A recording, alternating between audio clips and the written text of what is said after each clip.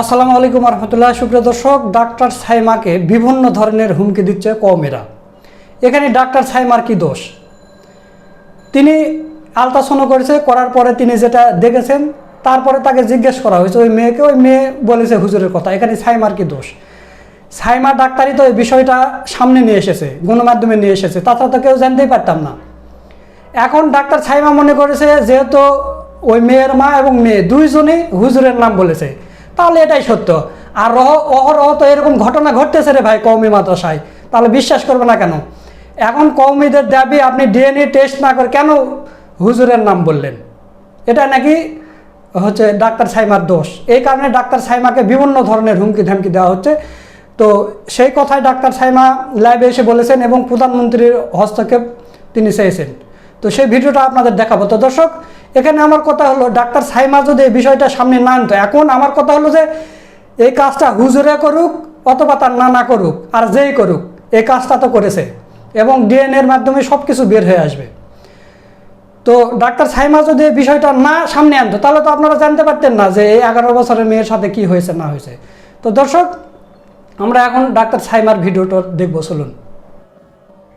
এখন প্রায় রাত 2টো বাজে। আমি আসলে এত গভীর রাতে নিতান্তই বাধ্য হয়ে আসলে আমার এই ভিডিওটা করা। মানে একটা জিনিস হচ্ছে, আমি যখন রোগীটাকে হাতে পাই, বাচ্চাটাকে আমি যখন হাতে পাই, আমার রুমে আমি, বাচ্চার মা, বাচ্চা এবং আমার 2জন অ্যাটেন্ডেন্ট সবাই উপস্থিত ছিল এবং বাচ্চার মা এবং বাচ্চার সঙ্গে আমার কি কি কথোপকথন হয়েছে এটার 2জন উপস্থিত সাক্ষী আছেন। এই কথাবার্তাগুলোর আলোকেই বাচ্চার মা এবং বাচ্চার কাছ থেকে আমি যা শুনেছি, আমি ফিজিশিয়ান, আমি যা দেখেছি, এটার উপর ভিত্তি করেই আমি বেসিক্যালি আমার কাছে, আমি নিজে একটা মেয়ে সন্তানের মা, আমার কাছে মনে হয়েছে যে আজকে আরেকজনের মেয়ের সাপোর্টে যদি আমি থাকি, তাহলে আমার নিজের মেয়ের আল্লাহ না করুক কোনো ঝামেলা হলে ভবিষ্যতে আমি ওটার একটা ব্যাকআপ পাবো, আল্লাহর কাছ থেকে হয়তো আমি একটা উত্তম প্রতিদান পাবো।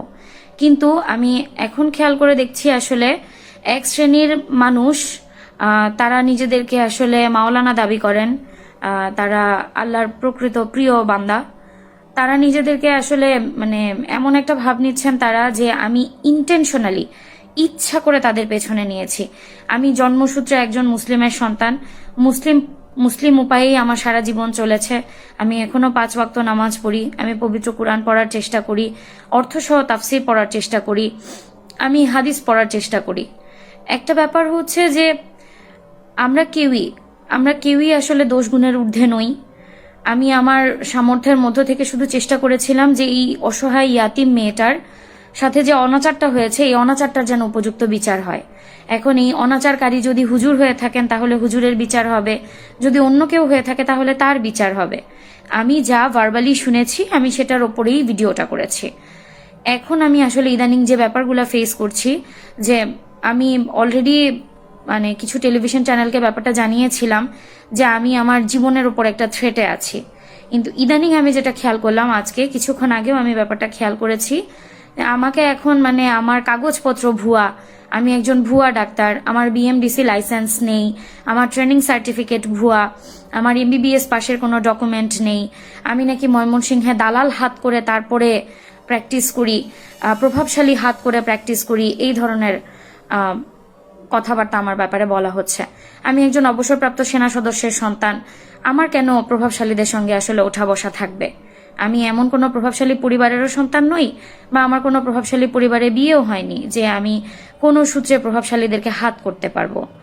আর আরেকটা ব্যাপার হচ্ছে, আমাকে অনেকেই মানে আমি জানি না কেন এই ব্যাপারটাকে পুরোপুরি তারা নিজেদের কাঁধে তুলে নিয়েছেন, নিজেদের মানে তারা ভাবছেন যে আমি ইন্টেনশনালি শুধু হুজুরদেরকেই বকাবকি করেছি। আমি বাচ্চার কাছে যা শুনেছি, বাচ্চার মায়ের কাছে যা শুনেছি, এখন অপরাধী হুজুর হলেও অপরাধীর একমাত্র পরিচয় সে অপরাধী। এবার সে হুজুর হোক, সে সাধারণ মানুষ হোক, সে জেনারেল কেউ হোক, অপরাধীর একমাত্র পরিচয় অপরাধী। কিন্তু এটাকে কেন্দ্র করে আসলে আমার এগেনস্টে যে প্রোপাগান্ডাগুলো ছড়ানোর চেষ্টা করা হচ্ছে, আমার মানে ভাবতে খুব খারাপ লাগছে। একজন চিকিৎসকের জন্য এটা খুব দুঃখজনক অভিজ্ঞতা যে আমার এখন মিডিয়া ট্রায়ালে আসলে নিজের লাইসেন্স নিয়ে কথা বলতে হবে, নিজের ট্রেনিং নিয়ে কথা বলতে হবে, নিজের পড়াশোনা নিয়ে কথাবার্তা বলতে হবে। আর তাছাড়া এগুলো নিয়ে আমার থ্রেট ফেস করতে হবে, আর উপরন্তু জীবনের থ্রেট তো আছেই। আমাকে রেপ করে মেরে ফেলা হবে, মব সৃষ্টি করা হবে, আমাকে যেখানেই পাবে রাস্তায় কুপিয়ে মেরে ফেলা হবে, এই জাতীয় থ্রেটগুলো আমি পাচ্ছি। প্রত্যেক দিন সারাদিন সারা রাত আমার মোবাইলে অনবরত টেক্সট আসতে থাকে। যারা আমার সঙ্গে কথা বলতে এসেছিলেন তারা নিজেরাও খেয়াল করেছেন, টেক্সটের নোটিফিকেশনে আমি আসলে অতিষ্ঠ হয়ে গেলাম। মানে আমি শুধু চেয়েছিলাম যে আমি হকের পক্ষে যদি থাকি, অন্তত আল্লাহর কাছে আমি জবাবদিহিতা করতে পারবো। আল্লাহর কিয়ামতের দিন আল্লাহর কাঠগড়ায় দাঁড়িয়ে আমি অন্তত বলতে পারবো যে আল্লাহ, আপনার এই বান্দা ন্যায় বিচার পাওয়ার কোনো সুযোগ তার ছিল না, আমার কাছে যেটুকু সুযোগ ছিল আমি সেটাকে কাজে লাগানোর চেষ্টা করেছি আপনার এই বান্দার জন্য। আমি জাস্ট ওইটুকু থেকে আমি কাজটা করতে এসেছিলাম। কিন্তু আমি আসলে এখন যা ফেস করছি, আমি এখন হাড়ে হাড়ে বুঝতে পারছি আসলে কেন বাংলাদেশে কোনো অপরাধের বিচার হয় না, কেন বাংলাদেশে কোনো অপরাধের বিচার হয় না, অপরাধের এগেনস্টে কেউ কেন আওয়াজ তোলে না। আমি এখন আসলে মানে হাতে নাতে বুঝতে পারছি। আগে এগুলো টেলিভিশনে দেখতাম, পেপার পত্র পত্রিকায় পড়তাম, এখন আমি আসলে মোটামুটি মানে আমি একদম চোখে আমার আয়না চলে আসছে, আমার সামনে আয়না দিয়ে দেখিয়ে দেওয়া হয়েছে যে আসলে বাংলাদেশে সত্যের পক্ষে থাকলে বা আমি যা জানি সেটা মানে নিজের মত স্বাধীনতা বাক স্বাধীনতা প্রকাশ করতে চাইলেও আসলে কি পরিমাণ হ্যারাসমেন্টের শিকার হতে হয়।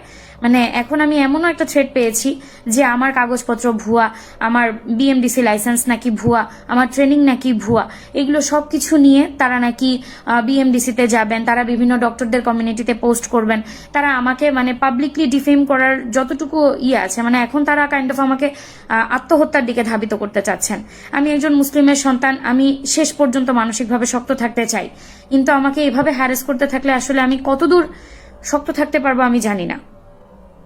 আর আমি এই ব্যাপারটাতে আসলে এখন প্রশাসন এবং আমাদের মাননীয় প্রধানমন্ত্রীর হস্তক্ষেপ চাচ্ছি যে আপনারা অন্তত আমাকে একটু সাহস দিন, একটু ভরসা দিন, আমাকে একটু সাপোর্ট দিন। আমি শুধুমাত্র অন্যায়ের বিপক্ষে কথা বলতে চেয়েছি, আর কোনো কিছু না। আমি যেটুকু শুনেছি, যেটুকু জেনেছি, একজন ডাক্তার হিসেবে আমি বাচ্চাটাকে টেস্ট করে যা পেয়েছি, আমি ওগুলো নিয়েই শুধুমাত্র কথা বলতে চেয়েছি। এখন এটা যদি আসলে অপরাধ হয়, বাক স্বাধীনতা মত প্রকাশ করার ব্যাপারটা যদি অপরাধ হয়, তাহলে মানে আসলে আমার আর কিছুই বলার নেই। আর এখন আমার আসলে যে মানসিক পরিস্থিতি, আমার নিজের ছোট ছোট বাচ্চা আছে, আমার ফ্যামিলি আছে, আমার একটা পারিবারিক রেপুটেশন আছে, আমার এখন মানে আসলে আমি বুঝতে পারিনি যে হক চাইতে গেলে বা অন্যায়ের বিপক্ষে কথা বলতে গেলে আসলে নিজের পরিবারকে পুলসিরাতে দাঁড় করিয়ে দিতে হয়, এটা আমার জানা ছিল না। আমি এখন চাইবো মাননীয় প্রধানমন্ত্রী, দেশনেতা জনাব তারেক রহমান, আপনি আমাকে একটু দয়া করে সাপোর্ট দিন, একটু এদেরকে প্রতিহত করার চেষ্টা করুন। সত্যটা যত দ্রুত সামনে আসে। অপরাধী কেন এখনো পুলিশকে ধরা দিচ্ছে না? অপরাধী পুলিশকে ধরা দিক, বাচ্চাটার জন্ম হোক, আমরা ডিএনএ টেস্টের জন্য অপেক্ষা করি, ডিএনএ টেস্ট আসুক, ডিএনএ টেস্টই প্রমাণ করে দিবে। এবং আমি এখনো এটা বলে যাচ্ছি যে যদি আমার কখনো আমি এমন পাই যে ডিএনএ টেস্টে আসলো যে হুজুর এখানে দোষী না, বাচ্চার মা এবং বাচ্চা আমাকে মিথ্যে কথা বলেছে, আমি পাবলিকলি ক্ষমা চাইতে বাধ্য। আমি তাদের শোনা কথায় বিশ্বাস করেছি, শোনা কথায় বিশ্বাস করে আমি না শুধু, আমার সঙ্গে আমার দুজন অ্যাটেন্ডেন্ট ছিলেন, তারাও সবকিছু শুনেছেন। এবং যে হাসপাতালে বাচ্চাটার পরীক্ষা হয়েছে ওই হাসপাতালেও জানাজানি হয়ে গেছে। তো আমরা সবাই ব্যাপারটা শুনেছি এবং আমরা সবাই ক্ষমা প্রার্থী হব। কিন্তু যতদিন পর্যন্ত এটা হচ্ছে না, একজন অন্যায়ের বিরুদ্ধে সোচ্চার হয়েছেন বলে তার নামে আসলে এভাবে প্রোপাগান্ডা ছড়াতে হবে, তাকে ধর্ষণের হুমকি দেওয়া হবে, তার ডাক্তারির কাগজপত্র ভুয়া, তার ট্রেনিং ভুয়া, তার বিএমডিসি লাইসেন্স ভুয়া, সে দালাল হাত করে চলে, এই প্রভাবশালীদেরকে হাত করে চলে, এত ধরনের বাজে মন্তব্য, এত ধরনের কুমন্তব্য নিয়ে আসলে মানে একজন সুস্থ স্বাভাবিক মানুষের পক্ষে আসলে বেঁচে থাকা সম্ভব না। একজন সুস্থ স্বাভাবিক মানুষের এখানে সার্ভাইভ করার আসলে কোনো চান্সই নেই, কোনো সম্ভাবনাই নেই। মানে আমি এখন তা এতদিন আমি ওই বাচ্চাটাকে নিয়ে কনসার্ন ছিলাম, এখন তা আমি মানে ওর ফ্যামিলির উপর দিয়ে কি যাচ্ছে ওটা আমি এখন মানে পরিষ্কার আমি ট্রেস পাচ্ছি। ধন্যবাদ আপনাদের সবাইকে। সুপ্রিয় দর্শক, আপনারা ডাক্তার সাইমার ভিডিওটা দেখলেন, তো এই বিষয়ে আপনাদের মতামত কি সেটা কমেন্ট করে জানিয়ে দিবেন। এবং ডাক্তার সাইমার এখানে দোষ কি? আমি তো কোনো দোষ দেখতে পাচ্ছি না। ডাক্তার সাইমার কিসের ঠেকা পড়ে গেছে ওই হুজুরের নাম বলার? যেহেতু মায়ে বলেছে এবং ওই মেয়েও বলেছে, এতিম একটা মেয়ে বলেছে, এই কারণে ডাক্তার বিশ্বাস করে এই কথাগুলো উপস্থাপনা করেছে। এখানে ডাক্তারের দোষ কোথায়? আপনারা ডাক্তারকে হুমকি দিচ্ছেন। আর মেয়ের মা এবং মেয়ে যে মামলা করেছে এই সাগরের বিরুদ্ধে, সাগর হুজুরের বিরুদ্ধে, তো সাগর হুজুর পালিয়ে বেড়াচ্ছে কেন? আপনার নামে মামলা করেছে, আপনি থানায় যাবেন, আত্মসমর্পণ করবেন এবং বলবেন যে আমি এই কাজের সাথে যুক্ত নয়, আপনারা আমার ডিএনএ টেস্ট করেন, করে দেখেন এই কাজের সাথে আমি যুক্ত নই, আমাকে ফাঁসানো হচ্ছে। আপনি এগুলো না করে আপনি পালিয়ে বেড়াচ্ছেন, তাহলে মানুষ কি বিশ্বাস করবে? পুলিশ আপনাকে খুঁজে বেড়াচ্ছে, আর আপনি এগুলো না করলে আপনার নামে মামলা করবে কেন? এই হত দরিদ্র একজন মানুষের বাসায় বাসায় কাজ করে, আপনার নামে কেন মামলা করবে? আর কমেরা আসে যে এসে মাস্তানি দেখাচ্ছে, একজন এমবিবিএস ডাক্তারের ইএসআই, এমবিবিএসের কী বুঝিস তোরা, এবং তাকে বিভিন্ন ধরনের হুমকি ধামকি দিচ্ছে।